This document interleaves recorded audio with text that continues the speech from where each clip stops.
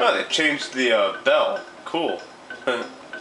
So now it's Nadia's bell instead of Lean's bell. Sweet.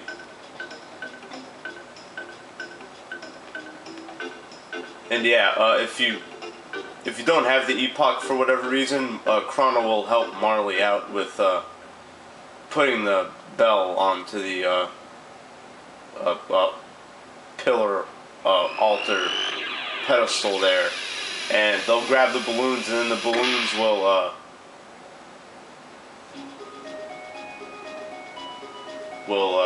take them into the sky and all that good stuff. What's Taven doing with the sunstone? Boom! Yay, fireworks! Yeah. But since we have the epoch, we're gonna spend this ending riding around in the epoch, finding everybody. So, yeah. I think it shows that in the other ending as well, but who knows. Anyways, yeah, let's watch the credits roll. Yeah, Yuji Horii and Hironobu Sakaguchi teamed up for this. Yeah. And Mitsuda and Uematsu made the music. I think Mitsuda made most of the music. I think Uematsu made like a few songs, but that's about it. So yeah, this is pretty much the first time we see Square and Enix.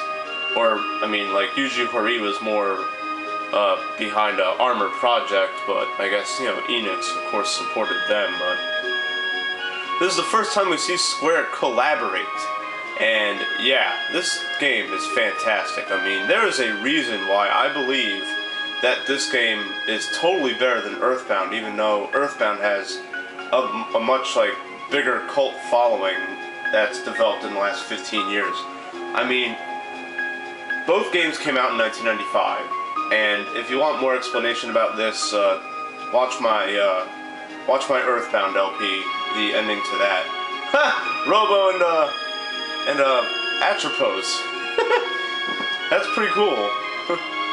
What, you go to 600 instead? He's like, oh, I'm not gonna go to 2300. I'm gonna go to 600 and just like hang out with Atropos while they. Oh yeah, because he was in 600 anyways.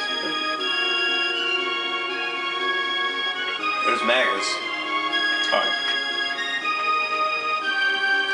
So both I'm gonna explain a lot because this ending is pretty freaking long, so I'll review it later. Both this game and Earthbound came out in summer 1995, okay? And to both games' credit, or to Earthbound's credit, it was a really good game. It had a decent story, it had a pretty cool setting, you know, mid-90s, and so on and so forth. A lot of pop culture references and stuff like that, okay? But Chrono Trigger, when this game came out, I'm like, oh man, it's time travel, and it's really cool. It's got that combo system, and pretty much you strip down Earthbound to its core. And what is it? It's just a copy of Dragon Quest. It's pretty much a 16-bit version of Mother 1, which I didn't play, but you know, I heard about it, and it actually reminded me a lot of Dragon Quest when I played it, Earthbound. When I played this game, this was a brand new animal. I'm like, oh wait, we can do combos and stuff. Holy crap! You know? So yeah. Anyways, okay, now, yeah, then there's Woolsey, of course. Woolseyisms in this game, lots of them. So, if you strip each game down to their core, Chrono Trigger has so much more to offer. It has NPCs actually talking instead of just some dot and like the character doing some little emote like in Earthbound. You know what I mean? Like, you know, it has a lot more fluid controls. The item system's a lot better because it's like Final Fantasy VI and so on and so forth. It's just, in my opinion, Chrono Trigger's a much better game. And let me get down to the actual review here before I stop this. Graphics are fantastic. This game was made in 1995, so it was pretty much one of the final games to come out for the NES, or the Super NES, really. The final game in its lifespan. I mean, I think the Super stopped making games for it in like 1997 or something like that. So graphics beautiful. The plot development, yeah, it gets pretty spotty at times, and it's pretty yeah, they don't really handle the physics of time too well. Like, you know, there's a lot of stuff that's like unexplained and stuff like that, but for what it's worth, the story is pretty awesome. It's, you know, oh, you have Lavos, he's gonna destroy the world in 1999, so let's go and, yeah, they play Marley's theme at the end. So let's, you know, so let's go ahead and beat Lavos so we can save the future. I mean, that's pretty cool. I mean, they could have chosen a different date, because, I mean, how close was 1999 to 1995? I mean, it's ridiculous. I was like, when I first played this game in 96, I'm like, wait a minute, the world's gonna end in 3 years? What the hell? So, yeah. But I don't know, that's just me nitpicking. So that gets a 9 out of 10. The battle system and the battle mechanics, the gameplay, like I said, it's better than Earthbound. Because Earthbound is just Dragon Quest with a few perks. That's really all it is. So compared to Final Fantasy and Dragon Quest and Phantasy Star and some other and the other popular RPGs to come out in the mid-90s, even Zelda and stuff like that, the combo system, yeah, it is pretty flawed. I mean, like, no combo run. I mean, I don't even know why this was a big challenge for me, because it was really easy. Now, combo only run, that would have been fantastic to see. So, yeah, but the combos in this game, they leave a lot to be desired. Especially those secret triple tech combos in the end. Really lame. Like, you would think it would do, like, max damage on everybody, but it doesn't. It's stupid. But, yeah, so the gameplay, I guess I'll give it an 8.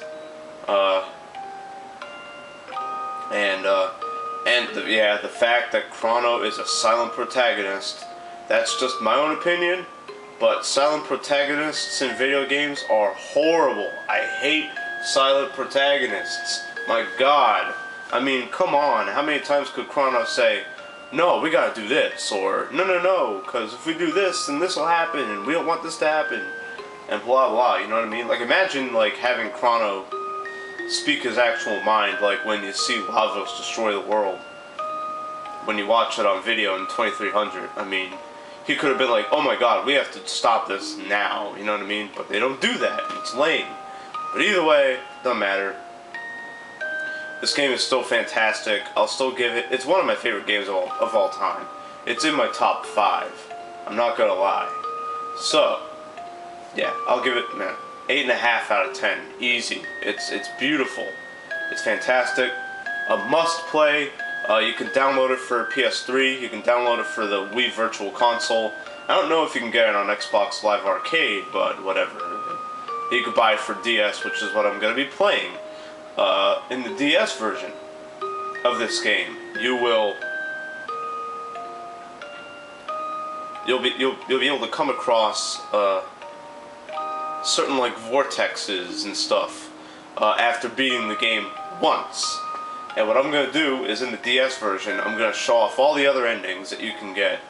The ending you get when you beat Lavos when Chrono is still dead. You could do that ending. You can beat the game by flying the Epoch into Lavos in 1999. You can do that, and I'm gonna show off all those endings in the DS version.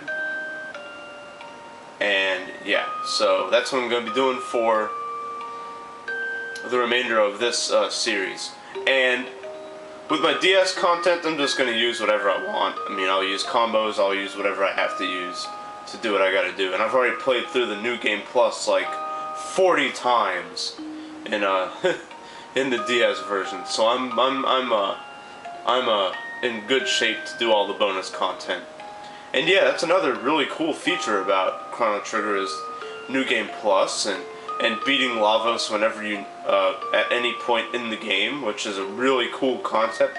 That's a better concept than the combos, and that's another reason why this just totally beats Earthbound. is because Earthbound, you play through it once, and yeah, it's a great game that you can remember, and that you, whenever you play it, you know, you want to play it over and over because it does have replay value. You can do certain things at certain times. You can sequence break and stuff like that. But I mean, being able to start a new game plus and then beating Lavos like right out of the gate. I mean, how much better can you get when it comes to sequence breaking? So yeah, that's another reason why Chrono Trigger is just way better than Earthbound. So yeah, I'm gonna be starting the bonus content probably in a couple days, so I can get some Final Fantasy IV the After Years going. What I'll probably do is for the remainder of this week, I'm gonna see where I'm at in my DS version of Chrono Trigger, and I'll probably just upload 3 videos a day of Final Fantasy IV the After Years. This way I can get to the final chapter in that game, because I need to do that. I didn't know that Final Fantasy IV the After Years was so damn big. That's crazy. Anyways, alright. Hope you enjoyed this playthrough. I hope you enjoyed this little no combo challenge, even though it really wasn't a challenge. It was more of a thank God I'm not using combos challenge. But either way, be prepared for the DS content, which is probably going to be a good, I want to say maybe like 20-30 videos. So yeah. Alright. Hope you guys enjoyed this. This is the Big Jew telling you to keep being awesome. Peace.